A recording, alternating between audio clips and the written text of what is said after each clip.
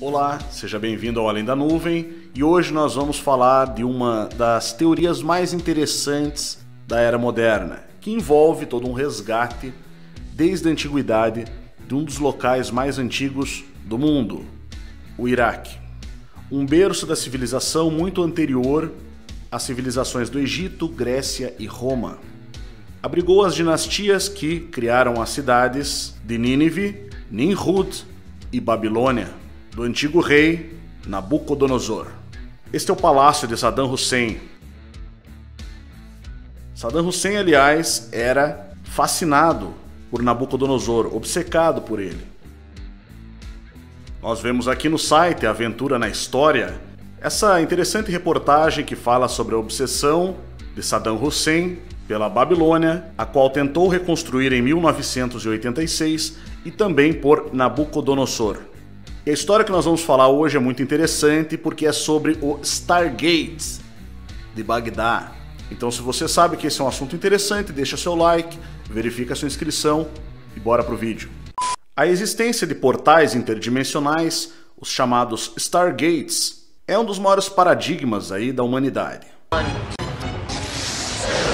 Uma das conspirações mais interessantes que eu tive notícia foi a razão pela qual os Estados Unidos da América invadiu o Iraque após o evento do atentado contra as Torres Gêmeas em 2001. Após a ONU e os Estados Unidos tentarem invadir o Iraque em 1991, quando a nação americana era presidida pelo pai do George W. Bush, sem, no entanto, conseguir alcançar esse objetivo, é o próprio George W. Bush que em 2003 comanda a invasão ao país de Saddam Hussein. O curioso é que, após uma rápida investida e invasão, o primeiro lugar ocupado pelas tropas americanas foi nada mais nada menos que o Museu Nacional na cidade de Bagdá. É evidente que o Museu de Bagdá abriga grandes obras da civilização suméria, Babilônia, entre outras. As tropas americanas então tomam conta do grande Museu de Bagdá. Há rumores que em 1920 foram encontrados dois Stargates, dois monumentos sumérios que permitiam essas viagens por meio de portais. Você está vendo agora uma patente registrada em 2003 de um gerador de vórtex magnético de buracos de minhoca, que, segundo a patente, serve para fazer exatamente isso: promover a abertura de vórtices para Stargates. Mas será que isso é possível? Será que isso não é uma grande viagem das nossas cabeças? Bom, no vídeo anterior eu contei a história da Batalha nos Céus de Nuremberg, de 1561, onde ao final dessa batalha, entre dois tipos de objetos voadores não identificados, que foi noticiado e documentado no jornal local, o Nuremberg Gazette, ao final dessa batalha, dois tipos de objetos voadores não identificados haviam fugido para o Sol ao perder a batalha: os em forma de cilindro e os em forma de esfera. Agora olha que interessante essa imagem aqui. Você está vendo agora o chamado Prato de Loladov, do Nepal. A verdade é que essas evidências desapareceram. Esses são os discos ou pedras de Dropa, que teria sido um povo que habitou entre a fronteira da China com o Tibete e foram encontradas em 1938 pelo arqueólogo Dr. Kipu Tey. Algumas dessas pedras foram fotografadas e documentadas, mas depois da Revolução Comunista Chinesa, que destruiu boa parte da cultura local, nós não podemos afirmar se elas ainda existem. De qualquer modo, é interessante o desenho aqui representado. Observe esta imagem aqui. Você tem o Sol e uma espiral saindo pelo Sol, onde você tem uma espécie de disco, que pode representar um OVNI, e aqui um ser com uma cabeça muito grande, que pode representar um ser de origem extraterrena, ou quem sabe uma raça de pigmeus que andavam de disco voador através do Sol, não sei. O interessante aqui é que o Sol é descrito como um Stargate, um portal.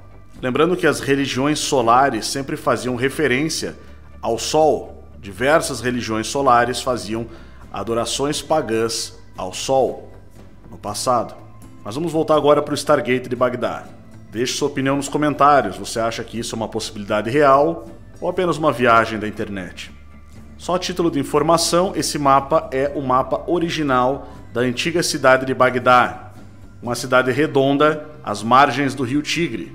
Aqui nós estamos vendo a planta da cidade, olha que interessante. Fundada no ano de 762 pelo califa Al-Mansur. É evidente que o Iraque, Bagdá, Suméria, Babilônia sempre foi um local com bastante misticismo. O próprio Saddam Hussein, que é visto como um ditador, poucos conhecem esse seu lado fascinado pela antiga Babilônia. De fato, Saddam Hussein tentou reconstruir a capital da Babilônia, que fica a cerca de 100 quilômetros de Bagdá. Algumas reportagens dizem, inclusive, que Saddam Hussein acreditava ser a reencarnação do rei Nabucodonosor. Ele tinha uma obsessão muito grande, que ao reconstruir determinados palácios, ele pedia para grafar seu nome junto ao nome do antigo monarca Nabucodonosor. A teoria que estamos trazendo à tona diz que o objetivo central da guerra, da invasão ao Iraque, era deter o controle de alguns segredos guardados em Bagdá, como os Stargates sumérios. É alegado que esses Stargates foram cercados na chamada Zona Verde, que era como era chamada a área mais protegida pelo exército americano, que, adivinha só, incluía também o museu e os palácios de Saddam Hussein. O investigador mitológico William Henry, que na época da Guerra do Iraque, por volta de 2003, já pesquisava sobre isso desde 1991, disse as seguintes palavras: "É bem sabido que o presidente iraquiano Saddam Hussein acreditava ser Nabucodonosor, gastando mais de 500 milhões de dólares durante a década de 80 para a reconstrução e o restabelecimento da antiga Babilônia, a capital de Nabucodonosor.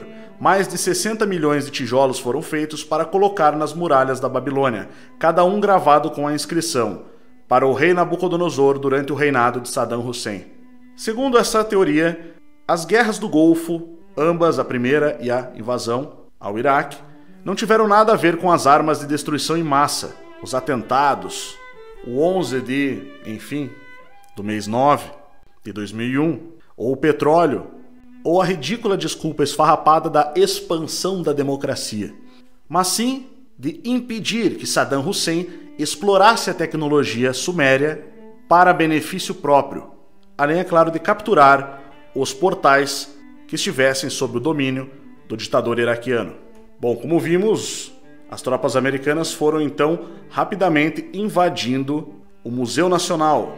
Aqui ao lado você vê um soldado americano arrombando uma entrada para uma câmara secreta que havia sido descoberta no interior daquele museu.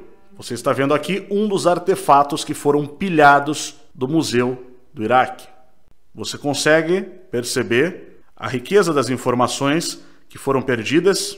Bom, nós estamos vendo aqui uma notícia de 2003, na época da invasão da Reuters, que foi noticiada pelo UOL. Reportagem de Hassan Hafid. Saqueadores invadiram o Museu de Antiguidades de Bagdá, pilhando tesouros que datam de milhares de anos ao início da civilização na Mesopotâmia. Os funcionários culparam as tropas americanas por não protegerem os tesouros.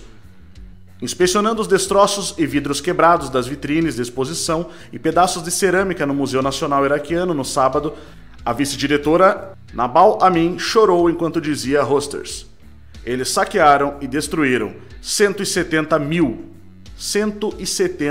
mil itens de antiguidade que datam de milhares de anos. Valem bilhões de dólares."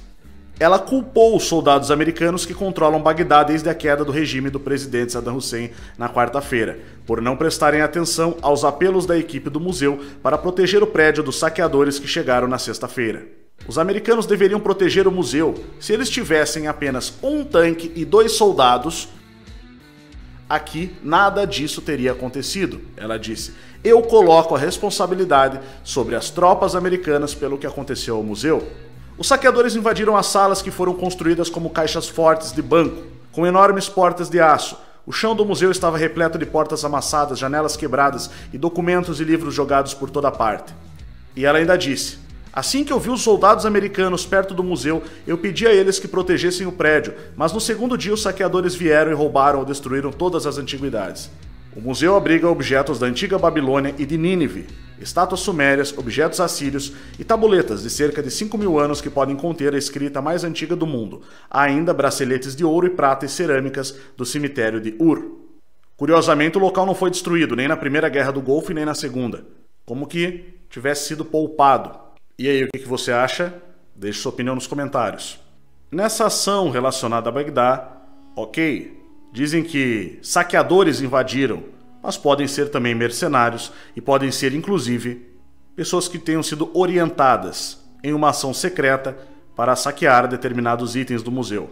Segundo a teoria, o coronel Matthew Bogdanos, o qual estamos vendo agora, precisamente naquele museu teve uma missão muito especial. A missão começou quando o coronel Bogdanos pousou de helicóptero no heliporto do Museu Nacional do Iraque.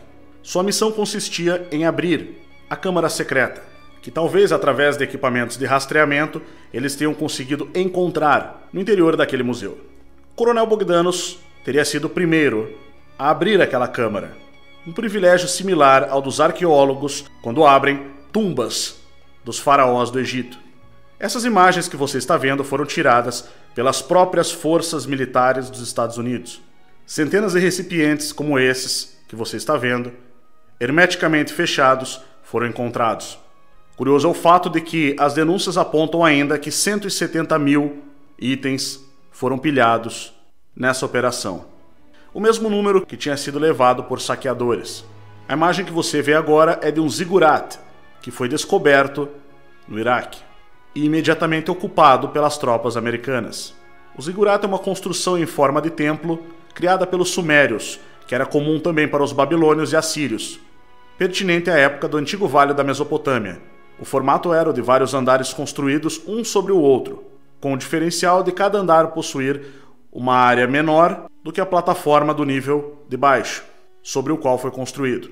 Na época, os pesquisadores que investigavam essas ações das tropas americanas relacionadas às buscas por tecnologias perdidas sumérias alegaram que esse zigurat abrigaria em seu interior uma grande arma de destruição em massa das divindades sumérias antigas, ou talvez até mesmo seria o local em que um dos Stargates do Iraque estaria localizado. Digno de nota também é que foi em Bagdá que foi encontrada a conhecida Bateria de Bagdá, feita com um pequeno vaso de argila, no qual reside um tubo de chapa de cobre com diâmetro aproximado de 2,5 cm por 10 cm de comprimento, e uma base selada por um disco de cobre. Até hoje, sua origem e propósito permanecem obscuros. Será que ela teria alguma coisa a ver com essa tecnologia oculta dos sumérios? O que você acha? Existem ainda na internet, que eu trarei numa próxima ocasião, vídeos de supostos agentes da CIA que seriam especialistas em armas de origem extraterrestre ou desconhecida, afirmando a existência de tais equipamentos. Teoria ou não, o interesse do exército nesses locais ao menos desperta uma ponta de dúvida, até mesmo nos mais céticos. E o que quer que estivesse no seu interior atualmente se encontra no poder do governo dos Estados Unidos. Há uma discrepância muito grande entre os dados sobre o número de mortos na Guerra do Iraque. Os números variam de 174.000 a mais de 600.000 mortes. Nesta invasão, sob o pretexto de encontrar armas de destruição em massa que nunca foram encontradas. Those weapons of mass destruction got to be somewhere. Nope, no weapons over there. E aí, o que você acha desse assunto? O que você acha dessa teoria? Teria algum fundamento? Dê sua opinião nos comentários, é importante para a gente saber. Deixe também sugestões para os próximos vídeos, e se você quer se aprofundar nesses temas, nós temos no Instituto Licentia o Conspiratorium, que é um homeschooling especializado no estudo das conspirações. Temas que nós não discutimos aqui no YouTube, que são, lógico, mais intocáveis até do que este aqui que nós acabamos de ver, se encontram no Conspiratório. Instituto Licentia, porque a verdade importa.